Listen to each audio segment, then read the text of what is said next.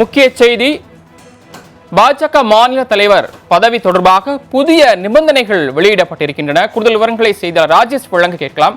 ராஜேஷ், பாஜக மாநில தலைவர் பதவி தொடர்பாக வெளியாகி இருக்கக்கூடிய புதிய நிபந்தனை குறித்த விவரங்கள் என்ன பதிவு பண்ணலாம்? சரவணன், வணக்கம் சரவணன். பாஜகவினுடைய இந்த அமைப்பு ரீதியான தேர்தல்கள் எல்லாம் நடைபெற்று தற்பொழுது மாநில தலைவர், தேசிய பொதுக்குழு உறுப்பினர் பதவி போட்டியிடுவதற்கான அந்த விருப்ப மனு தாக்கலுக்கான ஒரு அறிக்கை என்பதை மாநில துணைத் தலைவராகவும் மாநில தேர்தல் அதிகாரியாக இருக்கக்கூடிய சக்கரவர்த்தி என்பவர் வெளியிட்டிருக்கிறார். அதில் பல்வேறு கருத்துக்கள் இடம்பெற்றிருக்கிறது. பாஜகவில் கடந்த காலங்களில் மாநில தலைவர் தேர்தல் என்பது மேலிட பொறுப்பாளர்களாக இருப்பவர்கள் வந்து கமலாலயத்தில் வந்து அமர்ந்து ஒரு கூட்டம் என்பது நடைபெறும். அப்போது பாஜகவினுடைய மிக முக்கிய மூத்த நிர்வாகிகள், மூத்த தலைவர்கள் அடங்கிய அந்த குழு இருக்கும். அவர்கள் அந்த கூட்டம் முடிந்தவுடன் இவர்தான் தலைவர் என்று அறிவிப்புகள் வெளியிடுவார்கள். அதே நேரத்தில் தேசிய தலைமையிலிருந்தும் அந்த அறிவிப்பு என்பது வெளியாகும்.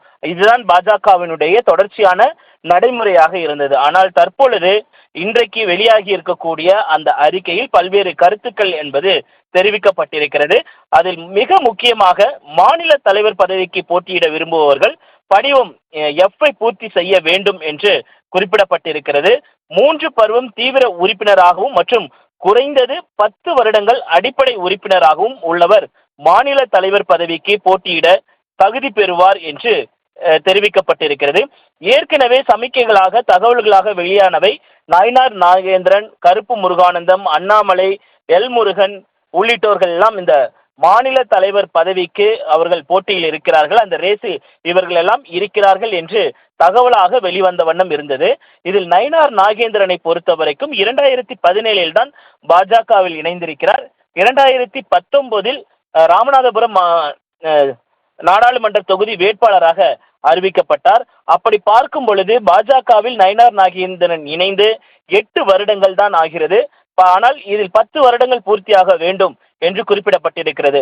அப்படி பார்க்கும் பொழுது நயினார் நாகேந்திரன் தலைவர் பதவிக்கான அந்த வேட்புமனு தாக்கல் செய்வதற்கான அந்த தகுதியை கூட அவர் பெறவில்லை என்பதுதான் இதில் முதற்கட்டமாக தெரிய வருகிறது.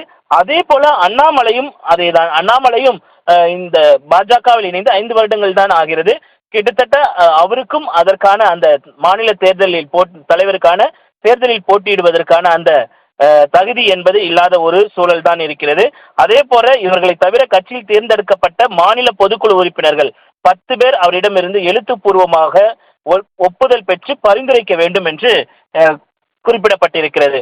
அதாவது 3 பருவம் தீவிர உறுப்பினராகவும் மற்றும் குறைந்தது 10 வருடங்கள் அடிப்படை உறுப்பினராகவும் உள்ளவர்கள் மாநில தலைவருக்கு போட்டியிடணும். அதே நேரத்தில் கட்சியில் இருக்கக்கூடிய பொதுக்குழு உறுப்பினர்கள் 10 பேர் பரிந்துரைக்க வேண்டும் என்றெல்லாம் இதில் வந்து குறிப்பிடப்பட்டிருக்கிறது. இந்த தகவல்கள் தான், இந்த விதிமுறைகள் தான் தற்பொழுது நடைமுறைக்கு வந்திருக்கிறது. அந்த வகையில் பார்க்கும் பொழுது நயினார் நாகேந்திரன் இந்த போட்டியில் இருக்கிறாரா என்பது ஐயத்துக்குரியதாகத்தான் இருக்கிறது. ஏற்கனவே அண்ணாமலையை பொறுத்த வரைக்குமே நான் தலைவர் பதவியில் போட்டியில் இல்லை என்று அவர் தெரிவித்திருந்தார். நாளைய தினத்தில் சரியாக 12 மணி முதல் 4 மணி வரைக்கும் இந்த வேட்புமனு தாக்கல் என்பது நடைபெற இருக்கிறது. அந்த வேட்புமனு தாக்கலில் யாரெல்லாம் இந்த மாநில தலைவருக்கு போட்டியிட போகிறார்கள் என்பதை நாம் பொறுத்திருந்தான் பார்க்க வேண்டும். தற்போது தமிழக அரசியல் சூழலை பொறுத்த வரைக்கும் பாஜக மிகப்பெரிய ஒரு அங்கத்தை வகித்து வரக்கூடிய இந்த சூழ்நிலையில் ஒரு பரபரப்பான ஒரு சூழல் என்பது ஏற்பட்டிருக்கிறது. அதே நேரத்தில் கட்சியில் இருக்கக்கூடிய மூத்த நிர்வாகிகளிடம் நாம் பேசினோம்.